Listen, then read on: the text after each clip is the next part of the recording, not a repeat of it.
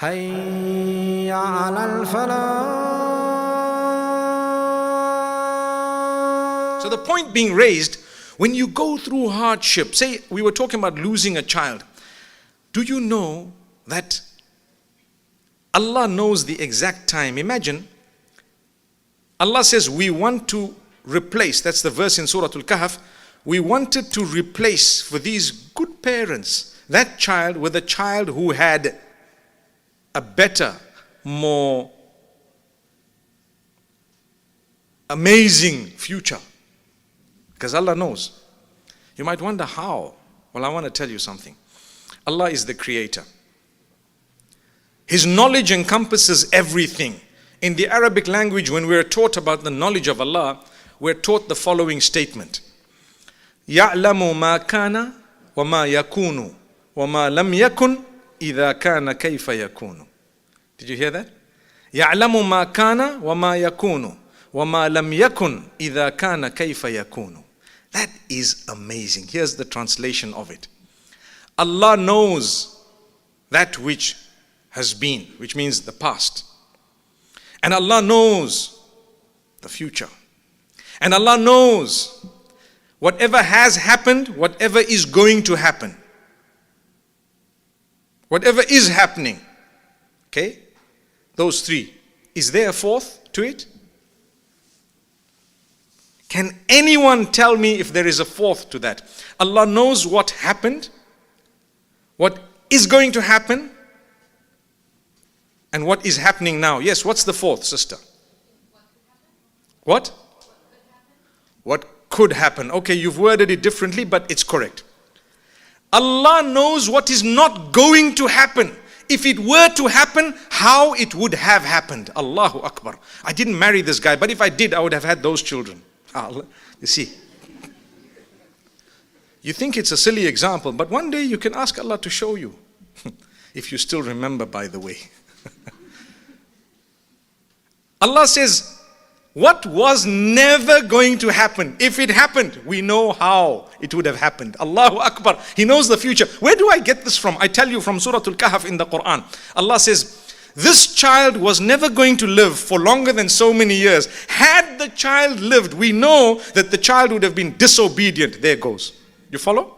This boat that we caused the sinking of, or not the full sinking of, but damage to, we knew that had it gone forth without any damage, it was going to be taken away by a tyrant upstream. That's what Surah Al-Kahf says. But Allah knew it was never going to be taken, but had it not had this defect, it would have gone. What does that mean? Something that was not going to happen. Allah knows this is not going to happen, but if it were to happen, we know how it would have happened. Amazing, right? That's the knowledge of Allah. Don't you trust Him? Come on. Don't you trust Him? He knows. May Allah Almighty grant us goodness. Another thing, sometimes we suffer real challenges. Like you might be thinking, okay, you're talking of small things, but I've lost a limb. I've lost a whole leg. I'm now walking on, an artificial leg. Thank Allah, you're living in an age where they can make artificial limbs very, very efficient. Imagine if we were living a few centuries back, what would have happened? When COVID struck, thank Allah that Allah Almighty's made this virus at a time when we have technology to the level where we can zoom and boom. MashaAllah. How many of us have boomed through Zoom? It's a fact. Businesses have flourished. We've learned new things. Some people have made a killing out of COVID, and some people have been killed by COVID. May Allah grant them Jannah.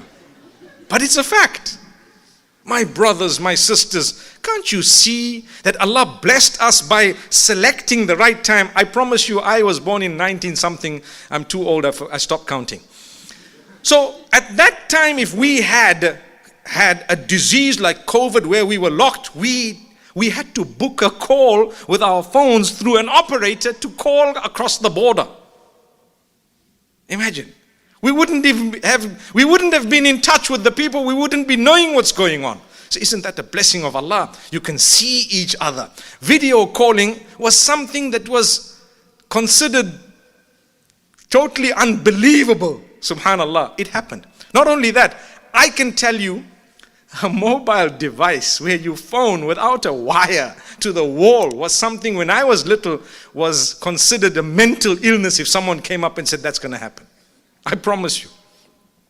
Mobile, we only knew cordless phones, which means you have a little, receiver or the base as they call it, and then you have a cordless. I remember we bought one that was about 1,000 meters, which means almost a kilometer, and that was like, oh wow, my brother, there's going to be a mobile device connected to the satellites up there. Subhanallah. There's going to be internet. What's that? Mind-boggling. I don't know, I wouldn't know, but we lived it, so now we know. Thank Allah. So you see the positives of this negative? There we go. But man looks at what he doesn't have. That's it. And forgets the blessings. We're sitting here today. It's amazing. We get to know each other. How? I come from a corner in the world. And worse than that, it's at the bottom of the alphabet. Subhanallah, if you know where I come from. People forget it. Some forms when we're filling, subhanallah, we actually don't even have my country in the drop down. It doesn't, they forgot it. Because it was the last one, Zimbabwe. Khalas. Say, what's that by the way? May Allah grant us ease. If you say Britain, it's up there. If you say United Kingdom, it's down there with us. Remember that, close. Allah grant you guys goodness, mashallah. But the point I'm saying is, inshallah, there is goodness. Allah knows. Allah knows. You lose something, He knows.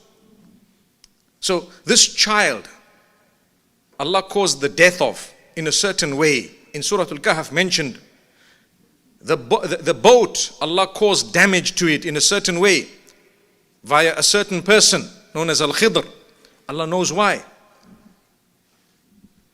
When there was a wall in Surah Al-Kahf mentioned of that was about to drop in a town where when the Prophet Moses and his friend Al-Khidr got to, they were quite hungry. They decided to repair the wall. This man decided to repair the wall by an instruction of Allah. And then he asks the people for some form of food or a little bit of hospitality. They refused, subhanallah. And Musa alayhi salam says, well, you see, if you wanted, you could have been paid for this thing. And the story goes on. But the wall was straightened because Allah knew there was a treasure under there. Had that wall fallen, the treasure would have been exposed, and the children whom it belonged to would have lost it to robbers or whoever may have just claimed it. So Allah wanted it to be protected because it belonged to certain people. Don't you think Allah would protect your wealth in a way? Sometimes you lose or say you miss a flight. You know, I was once not allowed to board a certain flight because I wasn't even late. But while they were looking at the papers and the COVID tests and whatever else and so on and so forth, and the door closed and they said, you know what, you're going to have to go on the next flight. I said, no problem. Thank you so much, ma'am. And it's okay. I said, you know what, perhaps I'll go out. I'll stay over the night at a hotel. And they were looking at each other, looking at me. And I'm thinking, what are they looking at?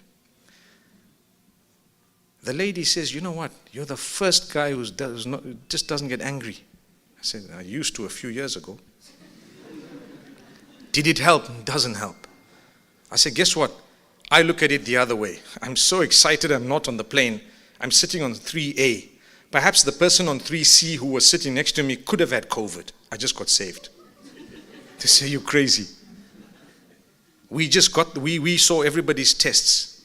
You know, they used to say, people are foolish. Why?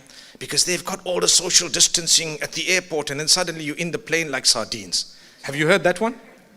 So one day I asked, because I was also one of those victims of the media, where I said, guys, you guys are so foolish. Look at you.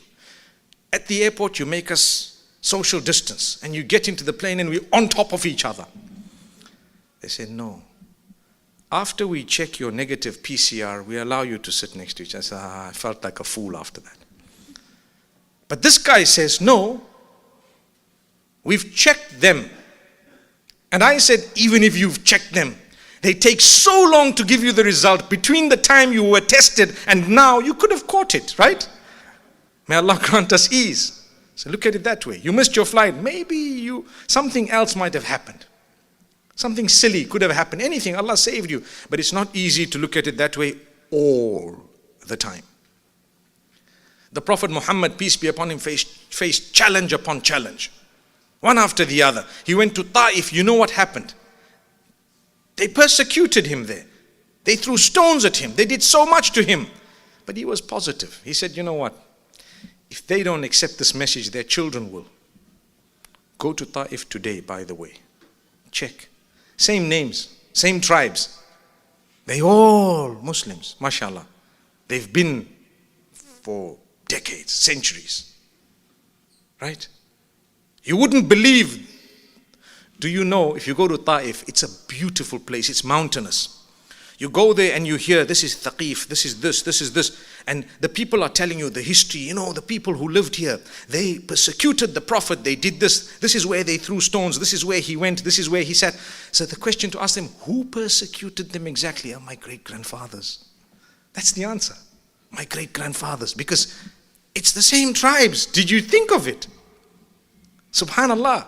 But the dua of the Prophet, the positivity, when he said, you know what?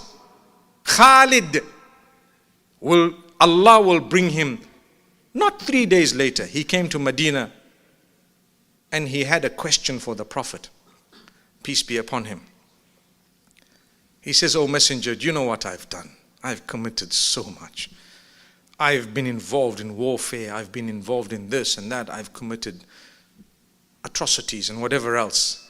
I'm here. I'd like to accept your call.